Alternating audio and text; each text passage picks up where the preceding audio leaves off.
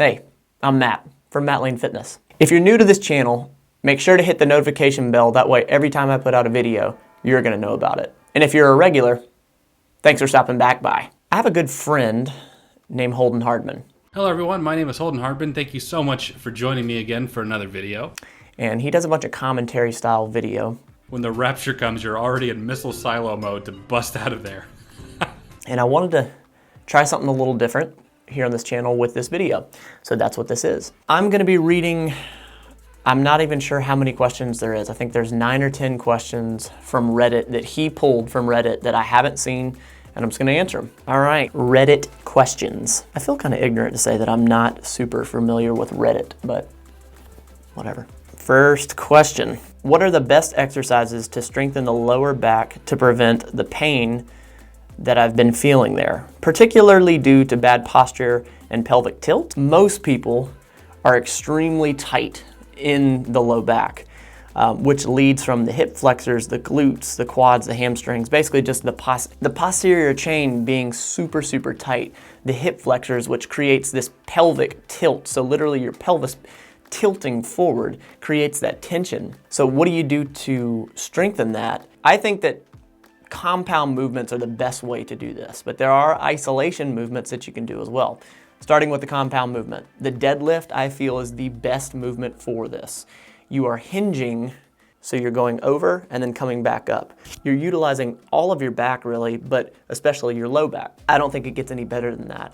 There's an isolated bodybuilding movement where you basically lay out and then you lift up at the waist. That's what it looks like right there. But there could be many, many reasons as to why you have that pain. Like you said, it could be posture, it could be just overall lack of flexibility. So stretching in conjunction with strengthening is the best situation you can have. All right, the second one. What exactly is going to failure? I just did AMRAP, as many reps as possible on OHP, overhead press, and was aiming for 10 to 11 reps. The last rep was kind of a grind, but I made it. After that set, I felt a bit lightheaded. Is that because I pushed myself too much? Is this bad?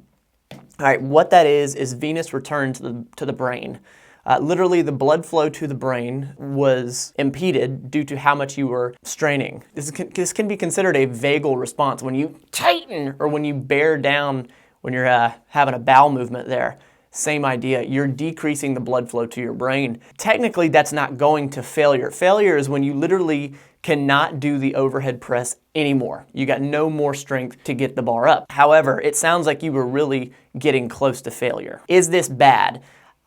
Really and truly, that's your body saying you need to stop. Had you done it for much longer, you would have passed out. So no, it's not great. I wouldn't suggest continuing to do that. But when you're going to failure, when you're training that hard, sometimes that's just it's a repercussion of doing it. All right, the next question. Why is it that I get more anxiety and depression when I come back to weightlifting, even if it's 3 days a week?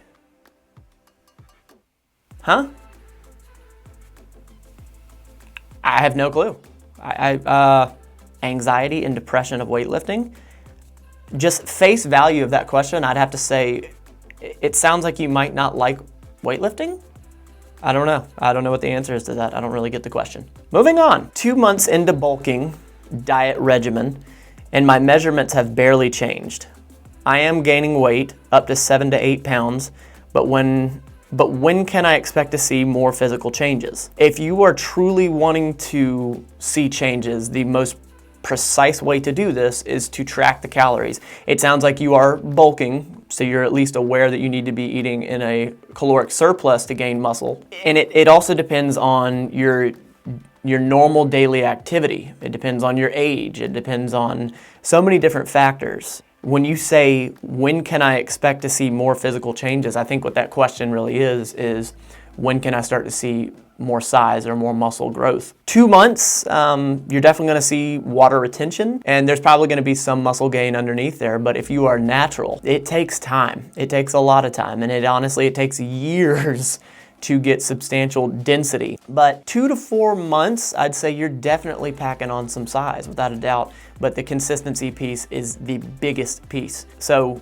don't worry about getting it fast, just stay consistent. Next question. You used to have to beg me to take a day off. Fast forward past my worst semester and a torn ACL, and now I try to get in and out of the gym as quickly as possible. With that being said, I hate training arms. Can I still see hypertrophy if I only do 2 arm exercises 4 times 15-ish twice per week? Okay, my brain just sort of shut off for a moment. Let me try that again. Can I still see hypertrophy if I only do 2 arm exercises 4 times 10 to 15-ish reps twice per week? So let's define what hypertrophy is. Hypertrophy is breaking down the muscle. You're wanting overload of the muscle. So safely, you need to be worried about how much volume is within this 2 arm exercises 4 times 10 to 15 reps. So yeah, it's definitely doable, without a doubt. You really need to pay attention to the volume. So look at the weight that you're actually moving and try to increase that weight as the weeks go slowly. Okay, let's do another. Dumb question, guys. Is eating 4,000 calories on one day, then 2,000 calories the next day, the same as eating 3,000 calories for 2 days? That's not a dumb question. Some people do utilize caloric balance in a week time frame. So in 7 days, if they know they're allotted X amount of calories, you can break that up into those 7 days evenly or change that. A really good example of it is carb cycling.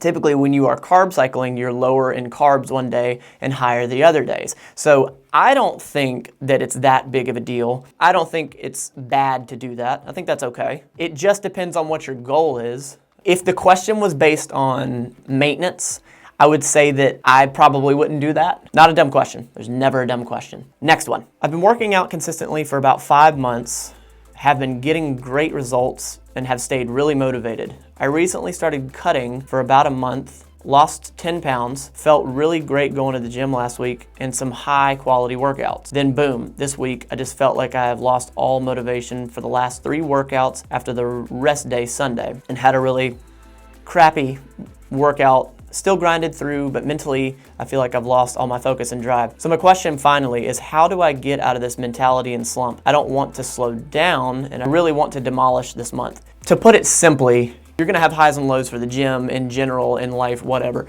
You're going to have these highs and lows. It's just who we are. If you want to attempt to mitigate that as much as possible, I truly encourage you getting into a routine that you do every single day. And whatever that routine may look like to you is how it should be. For example, I wake up pretty early in the morning, I journal every morning, I hit the gym in the morning, I meditate, I stretch.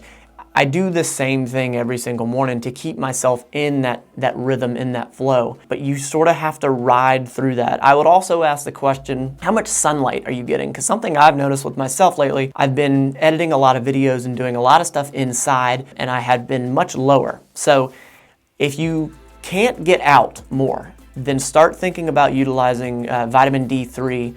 Check with your primary care physician before you just take my advice. That has really, really helped me. I've noticed that vitamin D3 has really, really helped. I think this is the last one.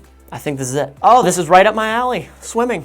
Other than swimming, what cardio workout can I do if I got a sore ankle? Well, I guess the question is, what is wrong with the ankle? But assuming that it's not broken and that it is okay to have some weight-bearing activity, I would tell you to do some spinning, do some cycling. If you hate spinning, if you hate cycling, do the elliptical. The worst thing for you if you have pain in your ankle is to run. That is the worst thing for your ankle, so don't do that. Swimming is by far, I think, the best. So look at that elliptical and look at the cycling. Yep, I was right. That's it. That was the last question. Well, that was fun.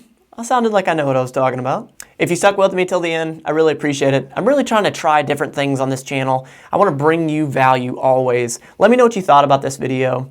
If I haven't already, I want to thank Holden for this video idea, because he sprung the thought and sent me the questions. Thank you, Holdy. If you want to check Holden's channel out, I'll link it in the description below. I'll also have it at the end screen. Check him out. Great, great content creator. You don't have to be perfect at this fitness question thing. Just try to be better than yesterday. Every day.